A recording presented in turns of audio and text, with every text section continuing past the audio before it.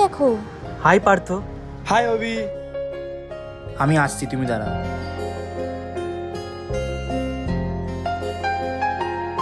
Partha, call এসেছে। হ্যাঁ, তুলে দেখো না।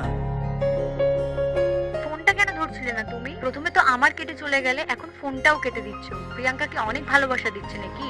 কে বলছো তুমি? ও হাই প্রিয়াঙ্কা, আমি পার্থর এক্স কথা বলছি। কেন ফোন করেছো ওকে? কিসের দরকার তোমার ওর সাথে? কাল রাত থেকেই পার্থর সাথে আমার চ্যাটে অনেক কথা হচ্ছিল। কি হলো? 5টা বছর হয়ে গেছে আমি ওর সাথে আছি। যদিও তোমাকেই ভালোবাসতো তাহলে ও তোমার কাছে থাকতো নাকি আমার সঙ্গে? আর যদি বলো মেসেজের কথা, কালকে রাতেই বলে দিয়েছে চ্যাটের কথা আমাকে। তাহলে রাখ ফোন, কখনো ফোন করবি না।